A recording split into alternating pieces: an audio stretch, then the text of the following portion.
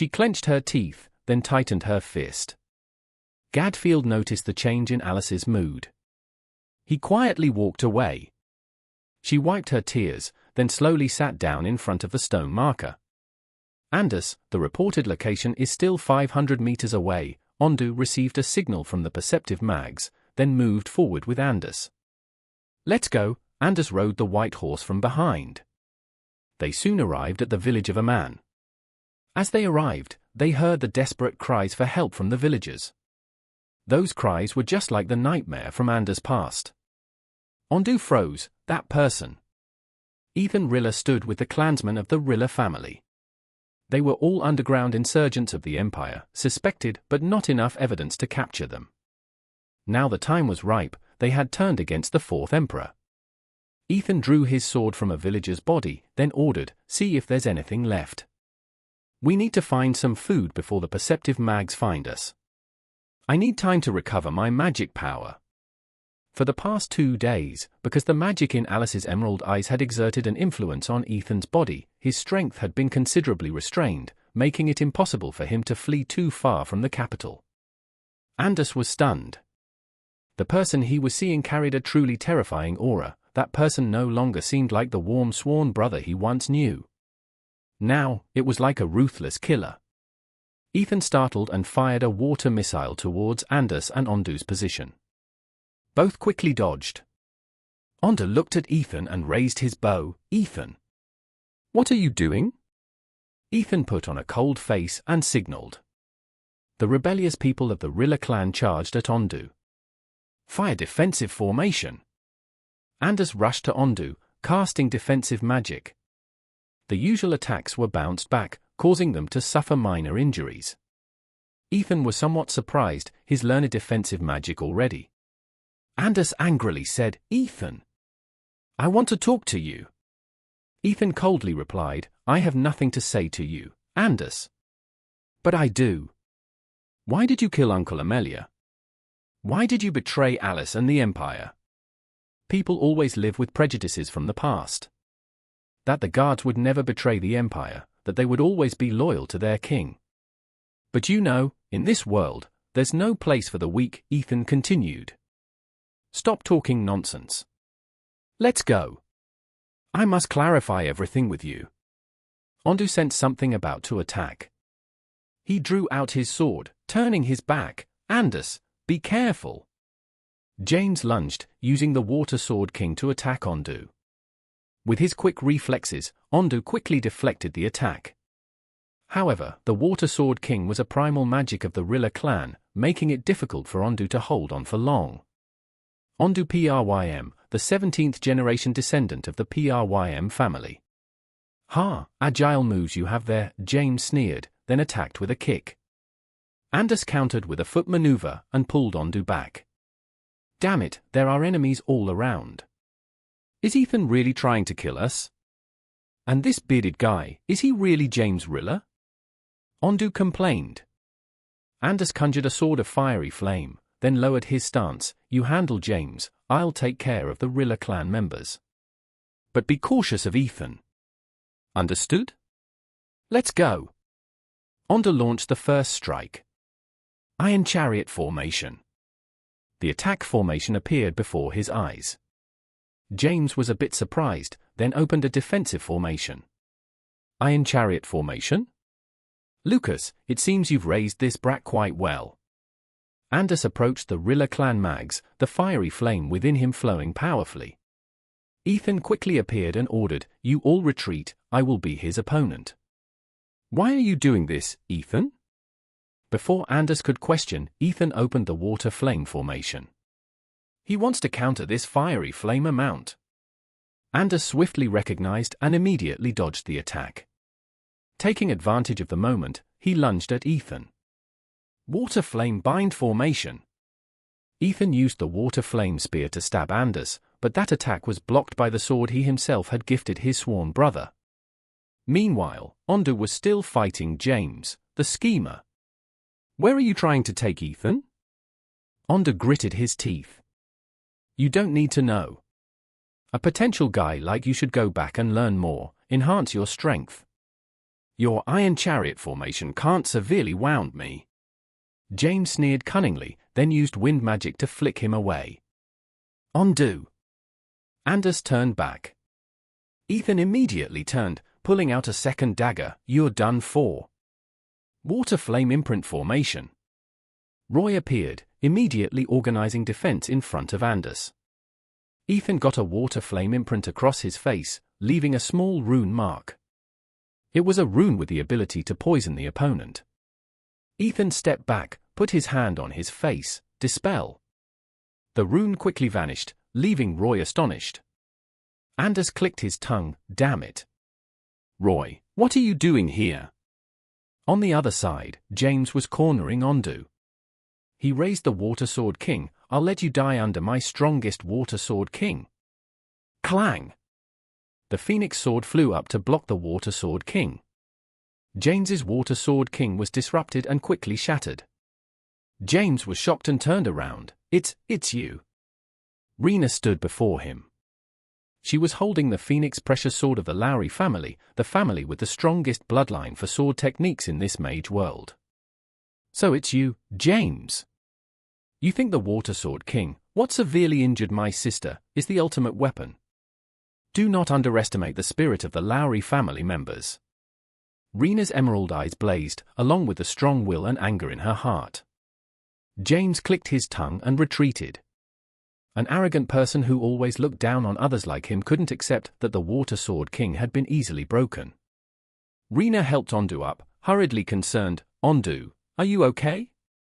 Ondu wiped the blood from the corner of his mouth, then smiled. Thanks, Rina, it's rare to see you arrive just in time to save me. Rina turned to James, the script on her Phoenix Sword shining.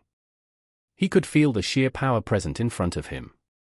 She sternly responded, I will not let another scar appear on your face, Ondu. As for you, James Rilla, you better confess to all your crimes. James laughed loudly. His laugh filled with contempt and malice made Rina truly furious. I have something to tell you. Anders looked out the window. The time you checked my strength, you saw something, didn't you? Audrey was stunned, then sat down and gently said, yes.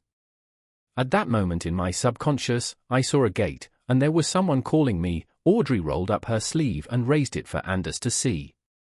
Anders was surprised. Your hand, is it burned? I saw that dragon inside you. What? That dragon is truly sealed within you, just like in the 6th Emperor Vincentio's magical records. Audrey stood up and started walking. It's stronger than you think. Until now, I believe you haven't been able to control it. However, my father and Sir Fearing want to keep you here, first to prevent you from falling into the hands of other hostile countries. Second, the Council wants to verify you one more time. Haven't they verified through my battle with Princess Helen of Kerma already? What more do they want to see? Anders couldn't understand.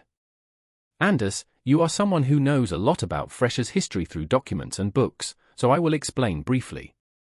An empire wishes to maintain security and peace, so the ruling king needs to make decisive actions, and before that, they must contemplate many scenarios. You also understand the destructive power the dragon within you causes, right? I believe you understand that. My father and everyone have been racking their brains a lot about you. My father is very soft-hearted, so letting you go to meet Ethan Rilla alone was also a move of his to probe. You might be upset about that, but it is an act for the sake of the Empire's people, Anders, Audrey calmly said. Anders gradually understood. He stood up, then left the room. If so, I will try my best not to endanger everyone. I will protect my friends and the people of the Empire. I certainly will not back down. Rina stood outside the room, smiling gently. I will try too. Anders, Rina, when did you get here? Anders opened the door to see Rina waiting outside. Oh, just a little while ago. Are you okay? Is the injury serious? No. I'm strong like an ox. And your hand? Rina's hand was bandaged. She smiled cheerfully. Yeah, it's okay. Let's go, Ondu and Roy are waiting for us.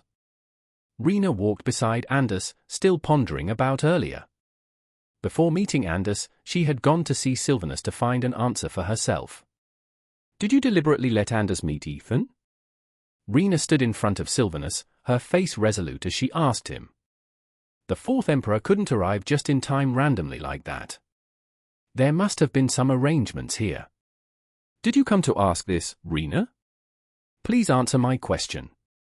I have now become a mage in the guard team, not to mention this incident is also directly related to the whole team, so I want to hear your explanation." Rina bowed her head pleadingly. Sylvanus was silent for a moment, then said, "Yes, it's because I arranged it. The purpose was to accurately check the power inside him once more. This, wasn't it confirmed through the battle with the Kerma Empire's princess? Why now? Do you think the Rilla family wants to seize that power? If that's true, this country will fall into tragedy like it did 17 years ago. You, as a member of the Lowry family, should understand the current situation, right?" Rina was stunned. Indeed, reality has always been so cruel. No one can predict what will happen tomorrow. Ethan as well. After years of being close to her sister, also a promising mage to ascend the throne in the future, now he has become someone bearing the accusation of rebellion, even causing her friends to be injured. "I'm sorry for being so presumptuous earlier," Rina bowed in respect. Sylvanus immediately reassured. "In the past, because I was too weak, the Rilla family had the opportunity to revolt. So now, I need to be more decisive. But rest assured, Anders can still control his power. However, with his current ability, he's not yet a match for them. Currently, only your Phoenix Sword can defeat their Water Sword King. But according to Alice, only you can awaken the Phoenix Sword, likely due to the power of the fifth queen, Irin, isn't it?" Rina immediately remembered her mother. The day she was born, due to her frail physique, it seemed she wouldn't survive a single day. The queen at that time wanted to save her daughter, so she used the Phoenix Array to save her life. After that incident, Irin's ability to wield the Phoenix Sword was lost, leading to a tragic death under James's Water Sword King. "Rina! Rina!" Anders called her repeatedly. Rina suddenly came to her senses. Again, recalling unhappy memories. Carrying the blood heart of the fifth queen's phoenix, along with the magic of the Suzaku Lowry clan, yet she still couldn't protect her sister. Seeing Ondu, Roy in front, and Anders beside her? She must become stronger. "Let's go, eat something," Ondu cheerfully said, wanting to change the awkward atmosphere. That afternoon, Ferenc and Lucas were summoned to the council. They were discussing recent events.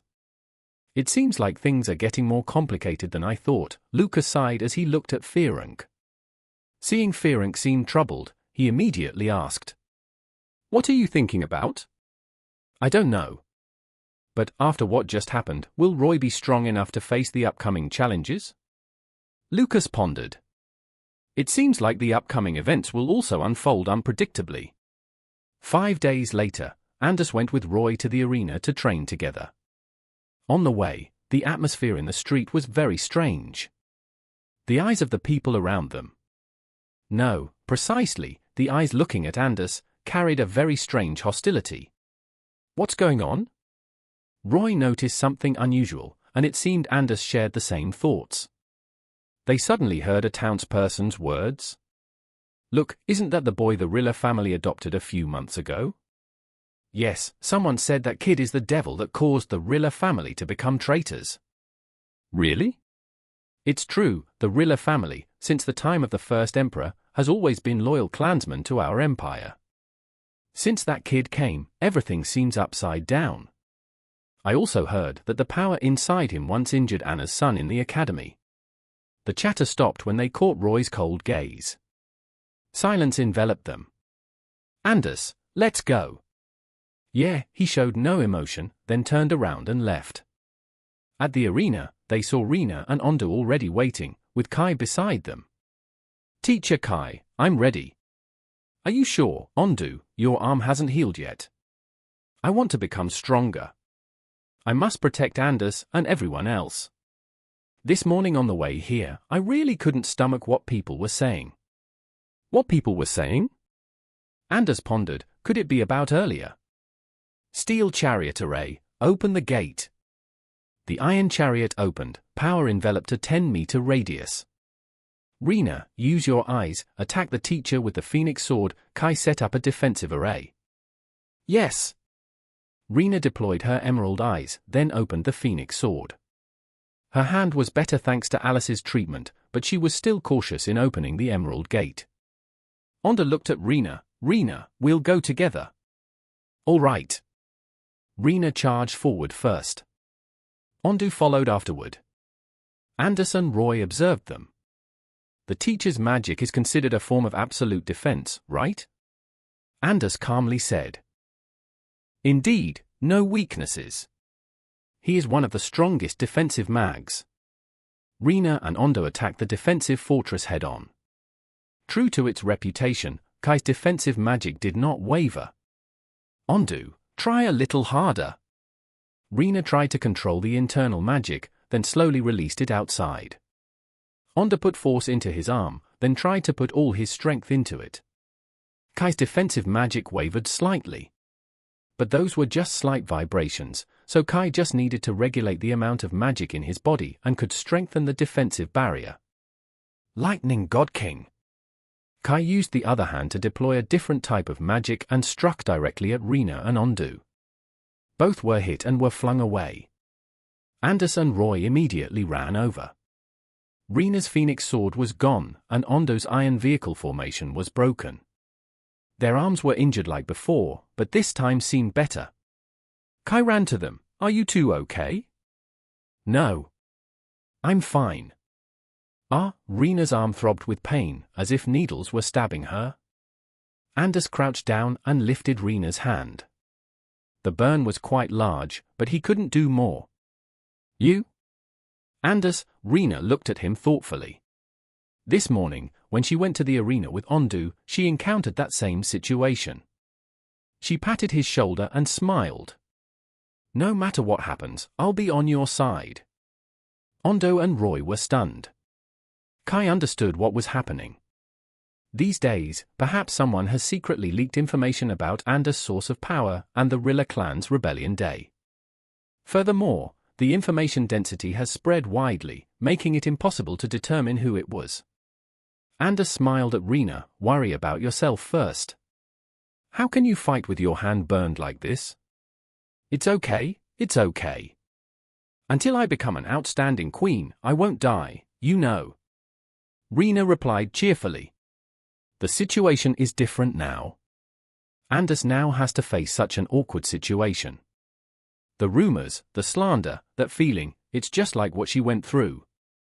But during those horrible days, her sister was always by her side, always loved her dearly. But Anders, his childhood support is gone. Now, even his Rilla family has left him. She must become strong to be his warm son. Ouch, Ondu whimpered. You pouted. You really are, always acting tough usually. It's just first aid for your wound, please shut up a bit.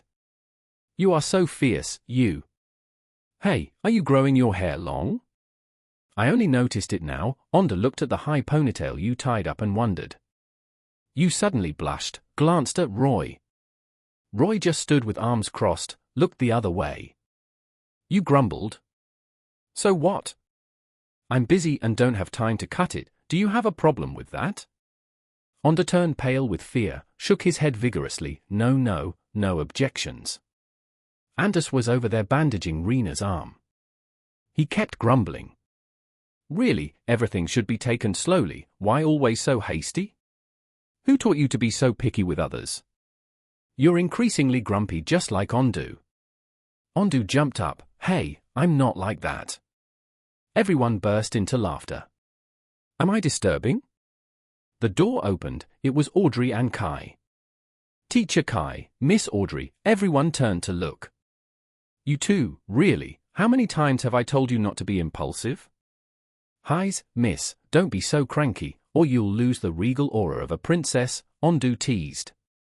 Immediately, he got a punch on the head from Audrey and yelled.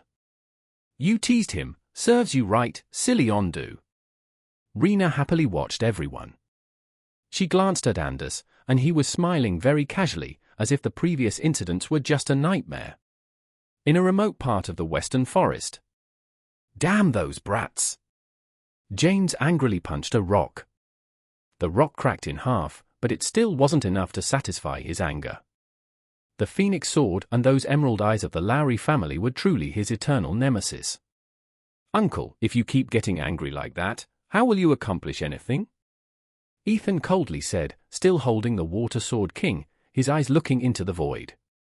James laughed hysterically, lightly touched his wand. From now until we meet the Hem Church, do as you please. Once we finish the procedure, we will reform this empire. Ethan rolled his eyes. Do you think our clan will agree with this? What now? Already scared? Our clan has been suppressed for years by the 5th Queen in Lowry's empire. She wants this world to have only one ruler, but the Rilla clan thinks this system needs change so humanity will never suffer pain again. The Rilla clan will steer this world back to its rightful path. This thought is too extreme. But Ethan just smiled and said, yeah, living in this cursed world, destruction would make everything easier.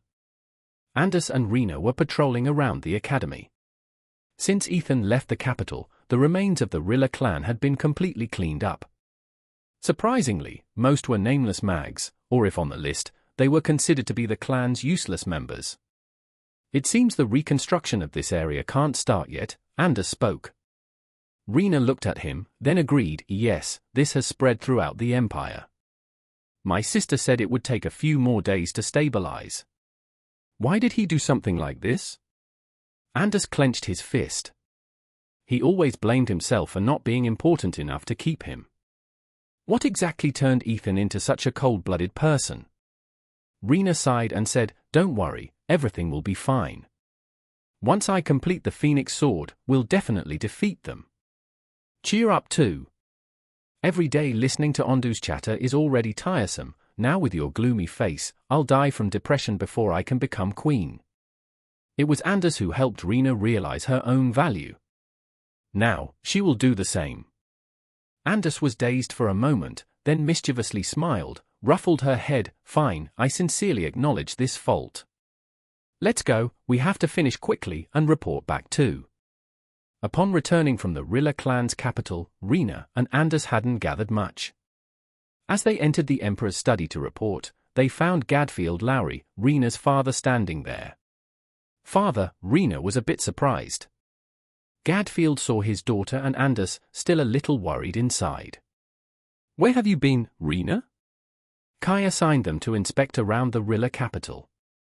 Anyway, they are A-grade mags now. They need to experience different things, right? Sylvanus, sitting next to her, spoke up for Rina, knowing that Gadfield was a person of discipline and exceptionally strict. Anyone who made a mistake or did something wrong would immediately face a storm. Hello, Mr. Gadfield, Anders politely bowed. Gadfield nodded. Yes, it's been a month since we last met, Anders. Rina, have you been trying out the Phoenix Sword lately? Yes, I'm still practicing, Father, Rina said with a serious face. Gadfield hardened his face whenever Phoenix magic was mentioned, as it brought back images of his late wife, making it hard to alleviate this sorrow. But he couldn't deny that there was something about his second daughter very similar to her, a still immature aspiration, but one running alongside the essence that the 5th Queen had imparted. Your Majesty, I take my leave now, he bowed to Sylvanus and left without a word of reply to Rina. Indeed, this made her feel a bit upset. After so many years, can she still not win her father's approval? Not even a bit. Anders stood beside her, patted her shoulder. Rina, we should report to His Majesty first. Rina stood by the Rank riverbank, an open area 3 kilometers away from the capital. Anders and she had been granted permission by Sylvanus to leave the capital for further training. However, until now, no one has been able to master Phoenix magic like Queen Irin, so Rina still hasn't found her own direction. She opened the emerald gate and took out the Phoenix Sword. I guess I have to continue on my own. What do you mean? Yu is aiming to become a wizard proficient in magic and healing magic, so she was accepted as a disciple by Ms. Audrey. Ondu has Master Kai, a master in defensive magic, guiding him. Roy is helped by my sister. you've also been taught by Ethan for the past few months, and as for me, Rina sighed. She raised the phoenix sword and aimed at the rock in front of her. Isn't there anyone in your family who can resonate with your magic power? Rina narrowed her eyes and replied, yes, this power is also passed on to me by my mother. Besides my mother, no one can suppress that power. Moreover, legend has it on the Lowry family's engraved tablet that, when reaching the realm of magic, the light of two extremes will resonate together. But honestly, I still don't know what this power will be like when reaching that level. The light of two extremes? Is it the moon and sun? If so, the phoenix must symbolize the sun, right? Anders pondered. Rina nodded and swung her sword at the rock. The rock immediately cracked in half and collapsed. According to the clan's records, the emerald eye magic of the Lowry clan originated from a moon goddess. She was someone with unparalleled power, along with these secretive eyes. So, I don't know if I'll bear the moon or sun extreme. Besides, when it comes to finding someone to practice with, Alice is a genius, taught magic by our father from a young age. As for me, because no one resonates with the phoenix, I can't control it during practice, so I'm usually all by myself. Rina turned to him, forcing a smile. Anders said nothing. The lonely feeling of her childhood was also his reality. Anders raised his sword, then let's try, Rina. What? She raised an eyebrow at him. Anders pointed to his chest, resolutely saying, aren't we quite alike? If we try to learn how to resonate our powers now, maybe we'll find a way. Didn't you say that no matter what happens, you won't give up? Besides, you have to try to find out which extreme you're under, right? Rina burst out laughing. She smiled, your tone is becoming more and more like Ondu. Who said I'd give up? Dream on. All right, bring it on. In a corner of the forest. It seems the power inside Anders is still a big question mark, Luca said quietly. Kai, standing nearby, said, Master, if that's the case, should we send other wizards to monitor him? No need. We'll try to bet on this child, Luca smiled, then turned to tease Kai, by the way, you haven't been dropping by recently, too busy with Audrey, huh? Kai blushed, Master. Please act more like a royal general. The training ground belongs to the Arnold family, the original family of the fourth emperor. Faster! Audrey kicked towards you. She quickly dodged, but the following spinning kick was too fast, and she couldn't block it, taking it full force.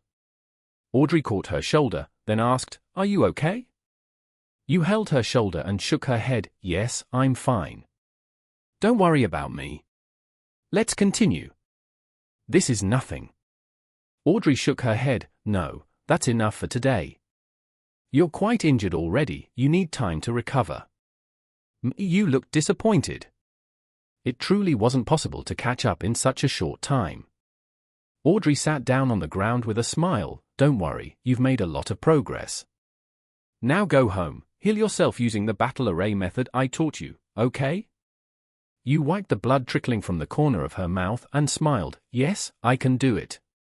You left the training ground, intending to go home to read more on secret herbs when she encountered Roy outside.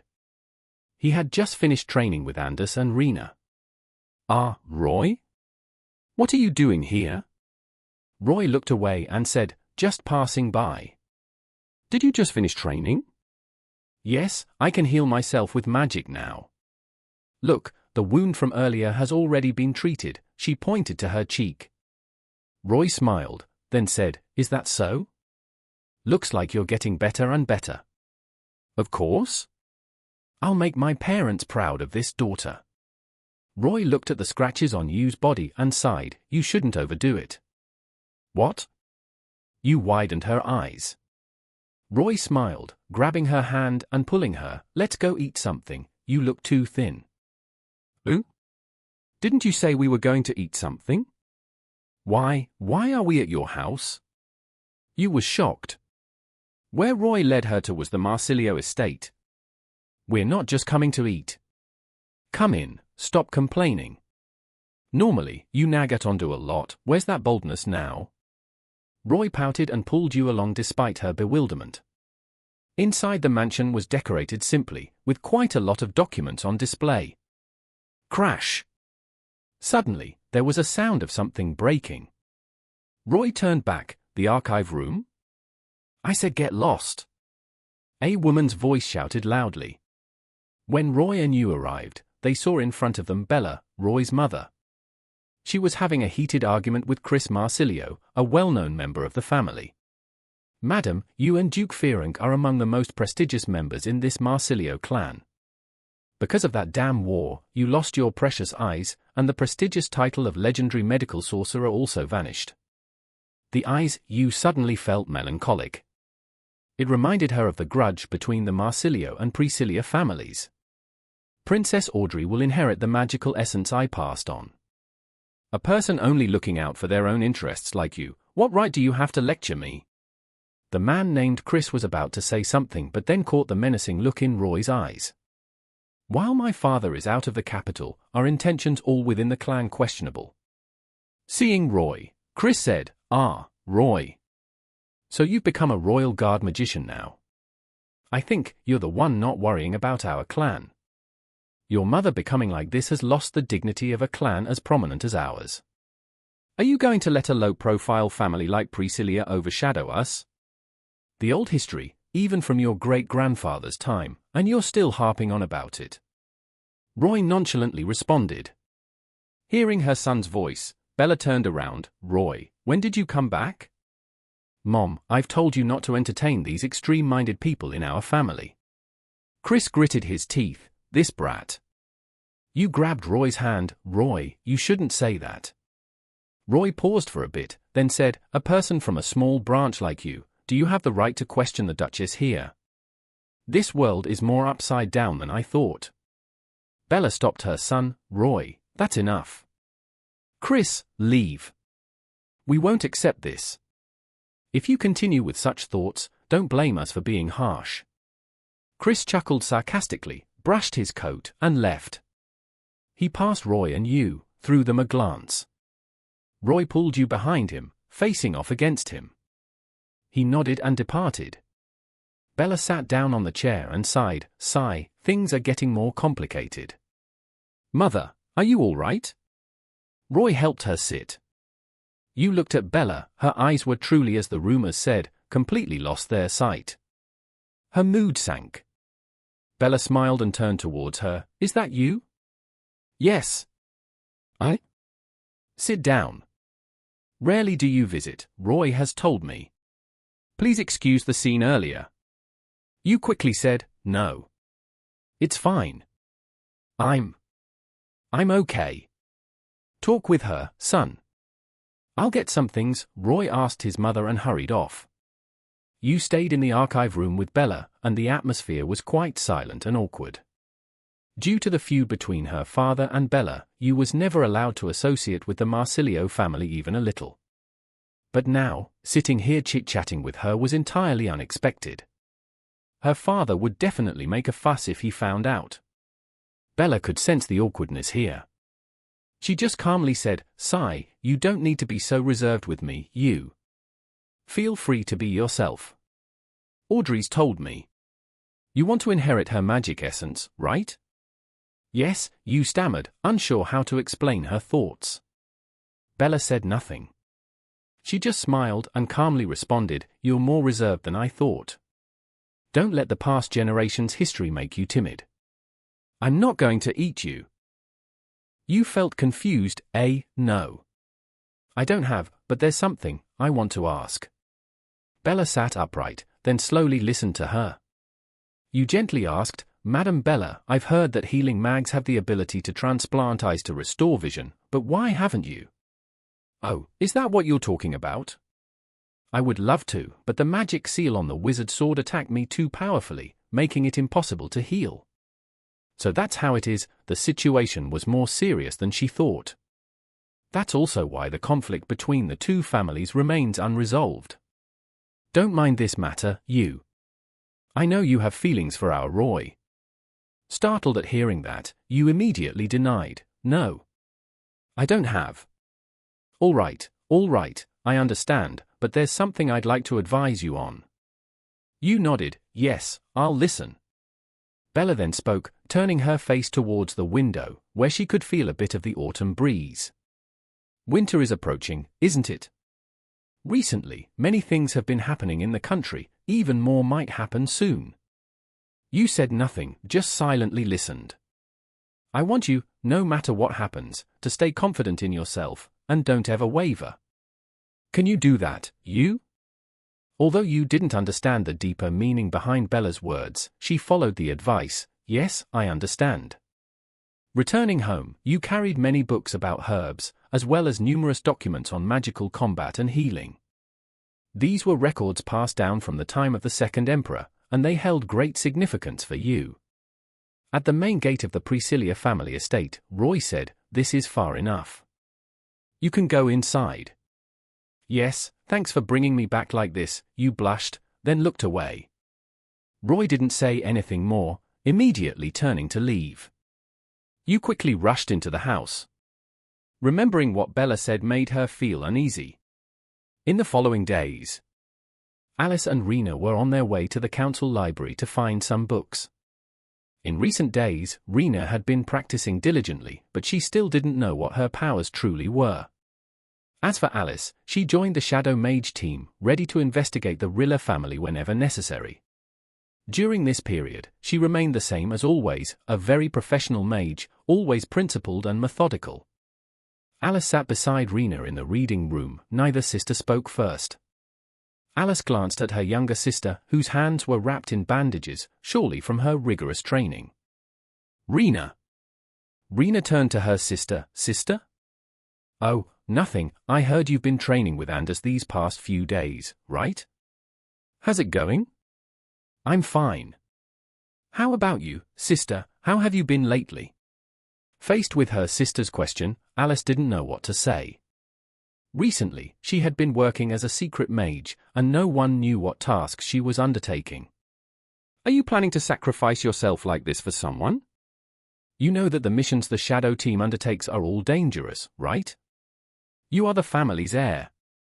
"That's enough, Rina. I understand your point. But I'm not torturing myself. As the heir of the Lowry family, the Emperor's loyal guard, I will never tolerate any treasonous acts. My participation in the Shadow team is for my own intentions." "Intentions? Are you planning to look for him on your own again?" Rina closed her book. After the incident with Ethan, both sisters understood their own capabilities. If they wanted to protect the ones they loved, they had to change. But how should they change? "Miss Alice, the Emperor wants to see you." At the council meeting room. "This is an order," a mage came running to inform Alice. Alice sighed, then patted Rina's shoulder. "Rina, keep going. I know these times have been very challenging for you. But no matter what happens, I'm still your sister, remember that," she said, and then left. Rina smiled softly, then returned to her research. As she was sitting and yawning repeatedly, someone lightly tapped a book on her head. She was startled. "Who, Anders?" Anders stood in front of her. He held a book in his hand, and then smiled. "What are you daydreaming about?" "That's not like you at all." Facing Anders from this close distance, Rina couldn't help but feel flustered. "You're too close." Anders chuckled mischievously and said, "Is that so? Anyway, didn't you say you wanted to practice magic today? You're 30 minutes late now." "Oh no, how could I forget?" Rina panicked and suddenly stood up. Anders couldn't hide his smile at her clumsiness. "The council. All right, today I've summoned everyone here to discuss reallocating the strategic land the Rilla family abandoned. Does anyone have any comments?" Ondu and Lucas just sat quietly, intending not to speak on this issue, as the Prym family had no difficulties with land. But Ondu sensed there might be some disagreement with the Marsilio family. At the council seats for the Marsilio family, there were Fearing, and the man named Chris, who had argued with Bella a few days ago. He was Fearing's cousin and played a significant role in shaping the Empire's combat strategy. However, his slightly extreme views meant he hadn't won the Emperor's favor, despite being very sharp-minded in many respects. "Father, the man next to Uncle Fearing is..." Yes, that's Chris. Lucas looked towards them. He didn't think the Fearing family could control someone so dangerous. Ondu, you must keep an eye on Roy, at least for this time period. Is there something wrong, Father? Does he have a problem? No, maybe I'm just imagining things. Roy didn't say anything more and immediately turned back to leave. You quickly ran into the house. Reflecting on Bella's words earlier left her feeling uneasy. In the following days, Alice and Rina were on their way to the council library to look for some books. For the past few days, Rina had been training diligently, but she still didn't know exactly what her elemental ability was. As for Alice, she joined the covert mage team, ready to investigate the Rilla clan at any moment. During this time, she remained as she always was, a very professional mage, always principled and methodical. Alice sat next to Rina in the study room, neither of them speaking first. Alice glanced at her sister, her hands covered in bandages, evidence of rigorous training. Rina. Rina turned to her sister. Sister? Oh no. I heard you've been training with Anders these past few days, right? Is it progressing well? I'm fine. How about you? How have you been doing lately? Faced with her sister's question, Alice didn't know what to say. Recently, she had been operating as a secret mage, and no one knew about her tasks. Are you going to torment yourself for someone like this? Do you know that all the tasks received by the covert team are dangerous ones? You're the heir of the family. Let's leave it at that, Rina. I understand where you're coming from. But I am not tormenting myself. As the heir of the Lowry family and an imperial trusted guard, I will never condone any treasonous acts. Joining the covert team is because I have my own agenda. Agenda? You're planning to find him by yourself again? Rina closed her book. Ever since Ethan's incident, both sisters have become aware of their powers. To protect those they loved, they must change. But how should they change? Miss Alice, the Emperor wishes to see you. At the council meeting room. This is an order. A mage hurriedly came to deliver the message to Alice. Alice sighed and patted Rina's shoulder. Rina, hang in there. I know this period has been very difficult for you. But no matter what happens, I am still your sister, remember that, she said, and then left. Rina gently smiled and then sat back down to continue her search. While yawning repeatedly, someone gently tapped a book on her head. She was startled. Who? Anders? Anders stood in front of her. He held a book in his hand, then smiled. What are you daydreaming about? This isn't like you.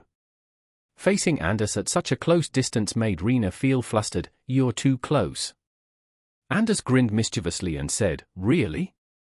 Anyway, didn't you say you wanted to practice magic today? You're 30 minutes late. Oh no, how could I forget? Rina panicked and stood up quickly. Anders couldn't hide his smile at her clumsiness. Council. All right, today I've gathered everyone here to discuss reallocating the strategic land that the Rilla family has vacated. Does anyone have any suggestions? Ondu and Lucas remained silent. They had no intention of speaking on this matter because the Prym family had no issues regarding territory. But Ondu felt that the Marsilio family seemed to have some disagreement. In the council seats of the Marsilio family were Fearing and a man named Chris, the one who had quarreled with Bella a few days ago. He was Fearing's cousin and played a crucial role in the Empire's military strategy. However, his views were somewhat extreme, which had not earned him the Emperor's favor, despite his sharp instincts. Father, the man next to Uncle Fearing is. Yes, that's Chris. Lucas directed his gaze at them. He doubted that the Fearing family could control such a dangerous person. Ondu, you must keep an eye on Roy, at least for this period. Is there something wrong, Father? Is he problematic? No, perhaps I just misjudged. Chris immediately spoke, looking at the Emperor. Your Majesty, regarding the Rilla clan's land, please allow the Marsilio family to use it for magical training. After all, our family has served as your advisors for many generations. Isn't it only right to see this as a favor? Everyone in the council was astonished by his outrageous suggestion. Lucas clicked his tongue. What scheme was he up to? Glancing at Fearing, there was no reaction from him. This was truly peculiar. Ordinarily, he would oppose Chris, wouldn't he? Sylvanus looked over at Chris and Fearing. No problem. But I hope you'll reconsider your tone, Chris Marsilio. Regardless of the Marsilio family's strength, you should always know your place. Chris nonchalantly leaned back in his chair. I understand, Your Majesty. But it seems the other gentlemen in the council don't quite agree, do they? One of them objected. Of course, with that kind of talk, how could we feel favorably about you? Besides, in terms of combat, the strategic land should be given to the Prym family. Fearing remained silent. Chris casually replied. Well, but didn't you know the Prym family never cares about such matters? Lucas suddenly interrupted him. I have a proposal. Everyone turned immediately. Onda looked at his father and said, Father, no way. That land, the Prym family requests to possess it for the Imperial military services. What? Chris exclaimed, standing up. Sylvanus anticipated this, smiling contentedly. Everyone in the council breathed a sigh of relief. General Lucas, what do you mean by this? Lucas firmly noted, from a military standpoint, as someone who understands battle strategies like I do, not utilizing that land would be unwise. Chris instantly retorted, nonsense. Can't you still bolster the capital's defenses with the Prym family even without that land? Now you turn and demanded, what's your intention? Ondu clicked his tongue, immediately lowering his voice. Lord Chris, please mind your words. You are a duke with a high position, yet you jump up and down like a tiger missing its feast. Is this appropriate? Lucas smirked, thinking to himself, it seems the boy is becoming more like me in this respect. Alice and Gadfield were a bit surprised by Ondu's words. A boy always mischievous, lively in nature, sometimes boisterous, and today he spoke so resolutely. Hearing Ondu's words, Chris gritted his teeth in silence. Sylvanus knew the time had come and he said, Now, I will call for a vote. Those who agree to entrust that land to the Prym family, please channel your magic into the sphere in front of you to signal. Sure enough, everyone fully supported the Prym family. This made Chris furious. Fearing reclined in his chair and said, Our agreement is over, Chris. You were confident that if I didn't intervene, you could secure that land. Now look, the council only acknowledges me as the sole head of the Marsilio family. Lucas smiled, understanding from Fearing's attitude, so that's it, I thought he had been under some enchantment or something. As the meeting concluded, Gadfield and Lucas stayed back to discuss the recent events. Seems like something is going on with the Marsilio family. You noticed too, Gadfield? Lucas sighed, gazing at the sun. Gadfield looked towards the academy, arms crossed. Yeah, but looking at Fearing's demeanor today, it appears he's still showing leniency to Chris. He's always been like that, always giving others a second chance. Lucas smiled, resting his arms behind his head. Returning to his study, Chris was furious. He threw all the papers in the room, roaring with anger. He didn't think that after contributing so much to the royal family, he still hadn't been recognized by the others. His deal with Fearing today was over. Confident that if Fearing hadn't spoken out, he could have single-handedly controlled. The Marsilio family was being manipulated according to someone's wishes. Unexpectedly, Fearing had a greater authority than expected. A bunch of damn people. An eagle flew in from outside the window and perched on his desk. It carried a piece of paper on its leg. If you want to kill them, then head to the southern forest. Chris was surprised. He gave a sly smile, then conjured a small flame to destroy the paper in his hand. The paper immediately turned to ash. The southern forest. Anders and Rina went deep into a clearing. Rina sat down and took a deep breath. Can I really do this? She worriedly looked at her hands. Anders sat across from her and encouraged her. Don't worry. Losing one battle means we can plan better for the next one, okay? the Emperor has allowed us to skip the mission, giving you time to test the Phoenix Sword. I know, but do you think that once the Phoenix Sword can shatter the King of Water Swords, Old Man James might upgrade his magic? Rina was still troubled. Anders smiled and tapped her head. Do you think you're the only one training? I've been at it too. If anything happens, I'll protect you. Think of it as protecting the future queen, okay? Rina was taken aback. Really now, who's the one needing comfort here? Aren't you sad anymore? She asked. Anders shook his head slightly. Even if he becomes a wanted criminal, I'll definitely bring him back without letting anyone die. Rina nodded. Anders sat down heavily. Do you want to go to a place? Nearby there's a spot I use to commemorate people from the old village I grew up in. She looked at him, surprised. Really, there's such a place? Makes sense, this is not far from your old village. Elsewhere in the forest. Chris was dressed in a black cloak, the defensive mask covering his face. He looked around cautiously and stood at the meeting spot indicated on the paper from earlier. An ice arrow shot out. Chris quickly dodged it. He drew his sword. Who's there? Someone in an identical cloak to his jumped down from a tree and clapped. Impressive skills, Duke.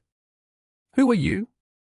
Also, if I'm not mistaken, that pattern on your neck, is it of that organization? Anders placed a blue rose down. Before them was a gravestone that Anders had built himself to remember those who perished in that bloody incident. Uncle Tom. I'm here to visit. This is Rina, my friend. I've been in the capital for several months now. I have friends too, they have been really kind to me. Rina smiled and bowed. I am Rina, his friend. Tell me, why did you call me here? Chris nonchalantly asked. The person before him seemed quite mysterious. However, just observing the black cross pattern on his neck was enough to know how dangerous he was. Nothing, I just wanted to help you take revenge on the Marsilio family. Ridiculous. Don't tell me you're going to call that whole organization to help me, Chris smirked, crossing his arms as he looked at him. Underneath that mask, it was impossible to know who he was, but every word he spoke carried a certain murderous intent. No, just you and me are enough, Mr. Chris. What I want is the position of the family head of that family. As long as Fearing is dead, I'll be satisfied. Truly satisfied? Do you think that once you become the head of the Marsilio family, the rest of the family members will easily submit, especially now, when Roy Marsilio has become a part of the Guardian Mags, is sure to win their favor? Damn it, what are you rambling about now? Rina suddenly startled. Anders turned to her. What's wrong, Rina? Rina held her head, saying, I don't know, but I feel a great murderous aura nearby. A huge one. Really? Anders quickly stood up. Rina activated her magic, her emerald eyes opening. Rina, lead the way. I'll send a message to Alice's Shadow Guard team. Anders called the eagle, then tied a note to its leg. Understanding his intention, Rina swiftly led the way. We are planning something. If you want, you can join in, the masked figure continued to speak. To rule the entire northern shore? Sounds interesting, but why should I trust you? That's up to you, Duke, or you can choose to become a shadow of Fearing forever. Chris snorted. No way was he accepting that. Fine, I agree, see you on the night of the full moon. Once said, both parted ways. Rina and Anders rushed to the spot. She stopped, they're gone. Anders looked around, no one in sight. Yeah, I lost the trail. We should return and report. She glanced around. Both still felt a lingering sense of unease. The Emperor's study. You and Roy were summoned by Sylvanus. It seemed there was a mission for them. Sylvanus generally didn't bother with the affairs of two families, because he believed that past generations' grudges should not ensnare Roy and you. You, Roy, you know of the Nora organization, right? Yes, it's an organization formed by insurgents from other empires. They seem to be gaining strength recently. Indeed, very perceptive, Roy. For this mission, investigate the clues in the isolated northern area. Kai has reported that this place was once their torture den for locals there. Sylvanus calmly clasped his hands as he spoke. So my mission would be to protect and heal him, right? Yes, I hear Audrey has taught you well. This will also be a chance to apply what you've learned in real-life situations. However, bear in mind, this is a dangerous mission, so be careful, understood? After they left, Audrey stepped out. Father, are you sure it's all right to send the two of them together? It's fine, that isolated area is only dealing with a normal robbery. I need to bide some time, Sylvanus replied. Bide time, what do you mean by that? Audrey sensed something was amiss. Sylvanus sighed. You are very astute, Audrey. Remember the report Anders and Rina sent in? Of course I do. Get ready, Audrey, now we'll head to the Marsilio house to discuss more. Sylvanus donned his cloak. At the Marsilio residence. It's surprising, the Priscilla family didn't object to their daughter going on a mission with your son, did they? Bella sipped her tea and spoke to Roy. Fearing put down his book, then remarked. What can we do? The girl has the ability to use attack magic and can also heal while hidden. Though she lacks experience, her abilities make her ideal for the current mission. I still don't understand. Why is it normally impossible to fight and heal at the same time? Because it would deplete your magic power significantly. You seems to have inherited the power to transform strength from Dano, allowing her to balance that magical power. Plus with Audrey's training, she's improved quite a bit. Though the mission is quite dangerous this time, it seems the Emperor has faith in the two of them, Bella cheerfully said. Your son going on a dangerous mission, and you're not worried? Roy pouted. Bella pinched her son's ear. Little rascal, of course I'd be worried.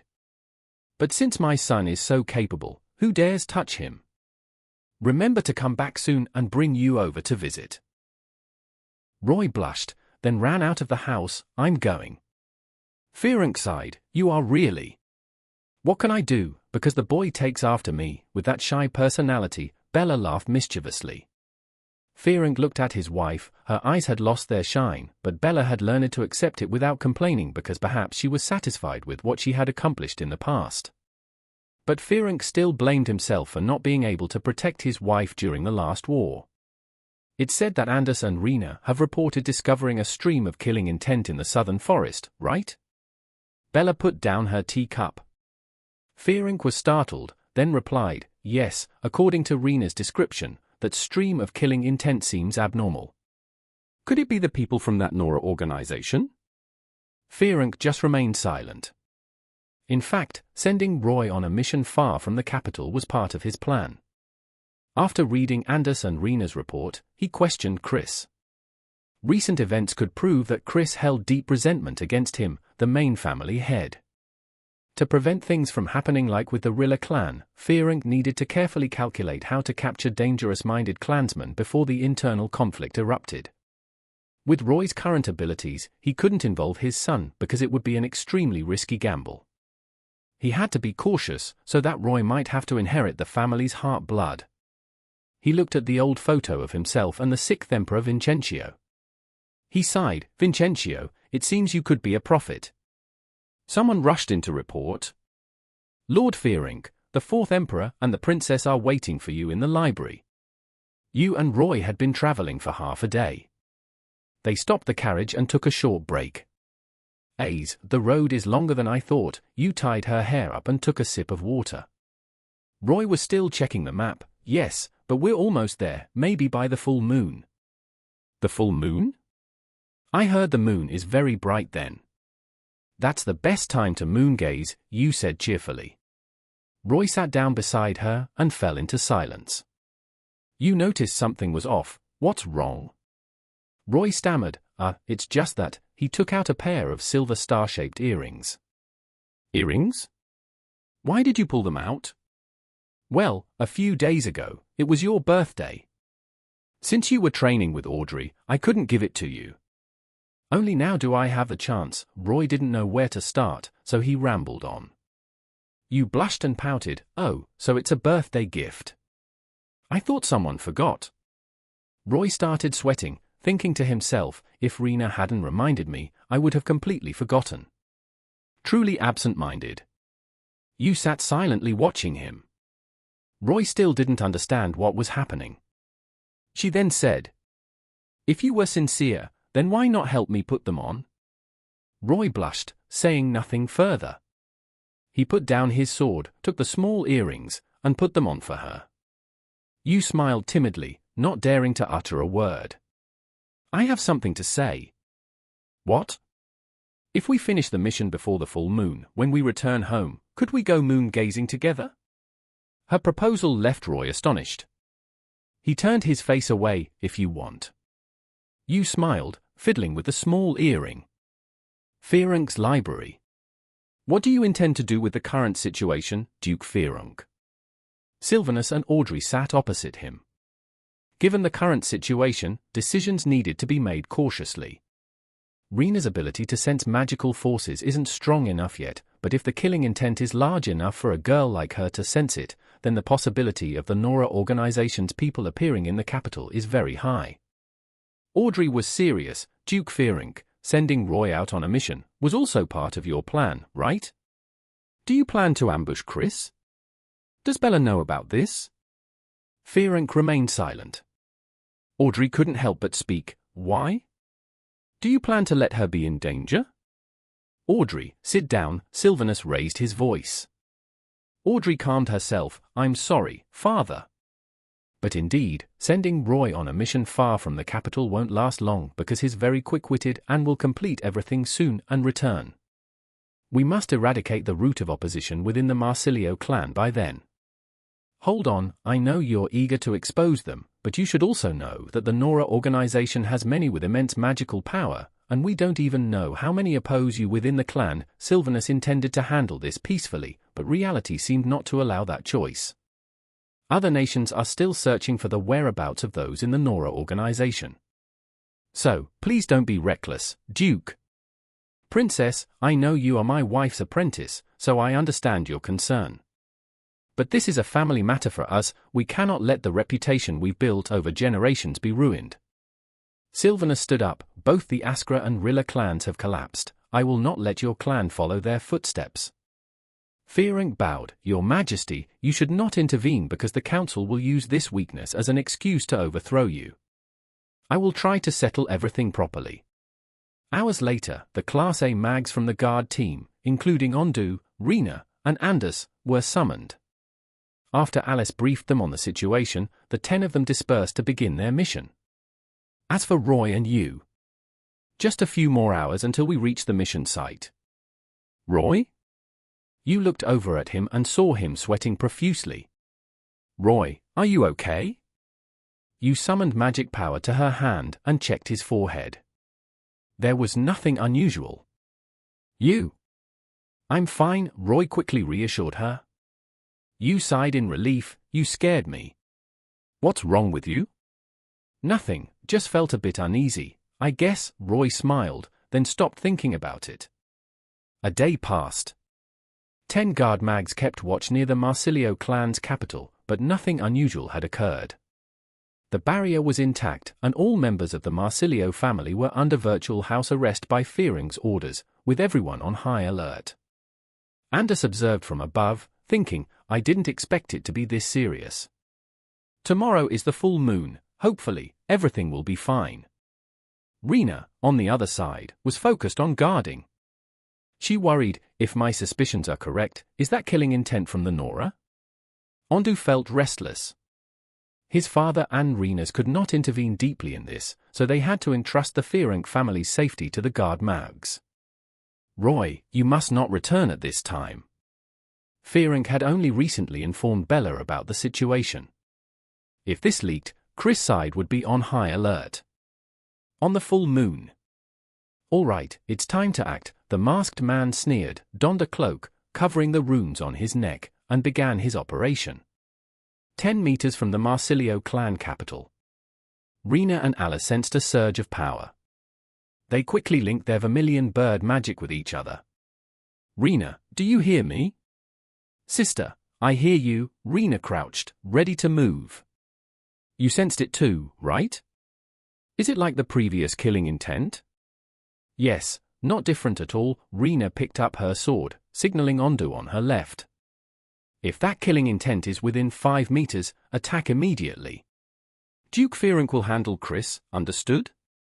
Understood. Captain Alice, there's an ambush at 10 o'clock. Ari is injured. What? Alice turned. Wasn't that killing intent just 100 meters away a few seconds ago? How did it get here so fast? Rina, near you, he's here. Alice urgently communicated through the vermilion bird. As Rina received the news, she felt a killing intent right behind her. She drew her sword to block the attack. There was no one behind her, but something was definitely there. The masked man appeared in front of her.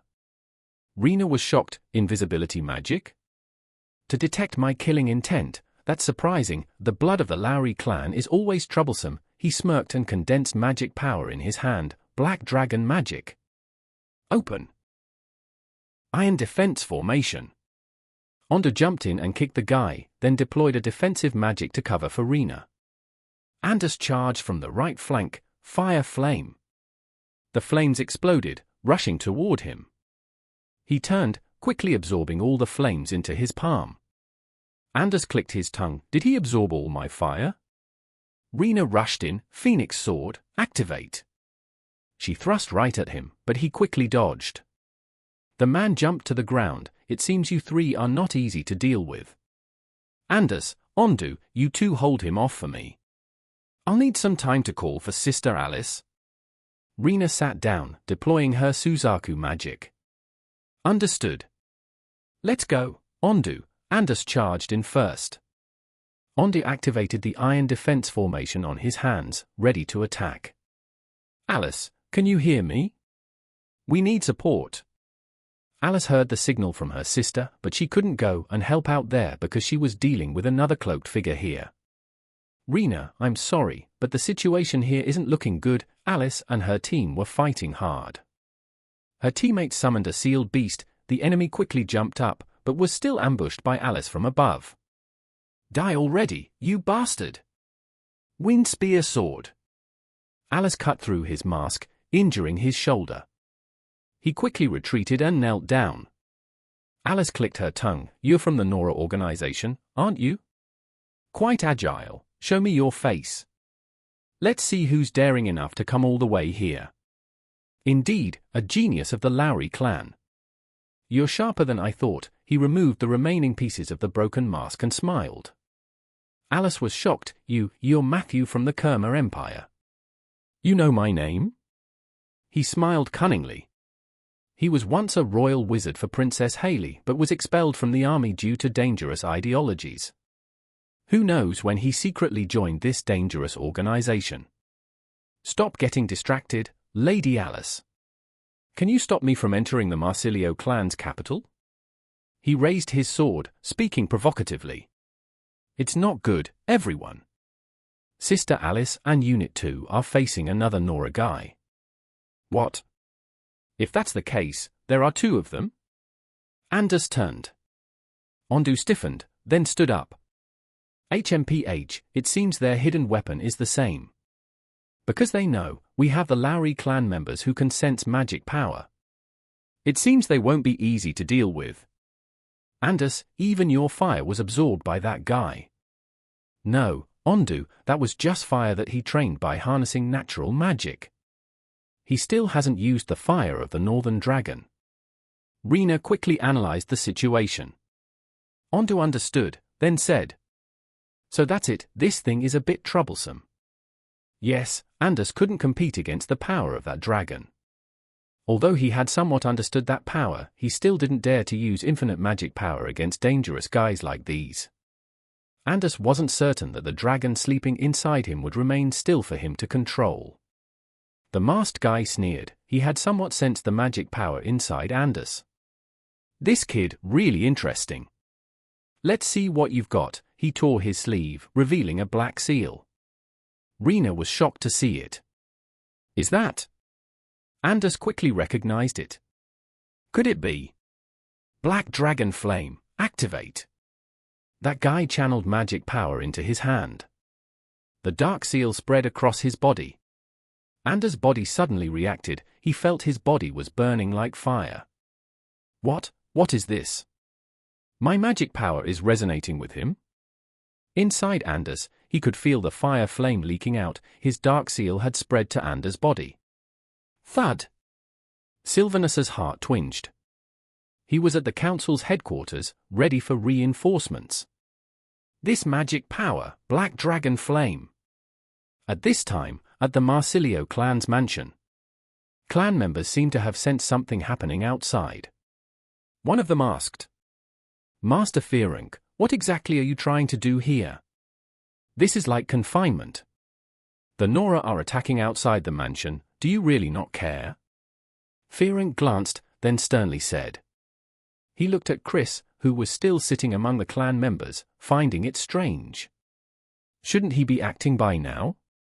No way, it could be a diversion. He mustn't be complacent. At the mission location of Roy and you.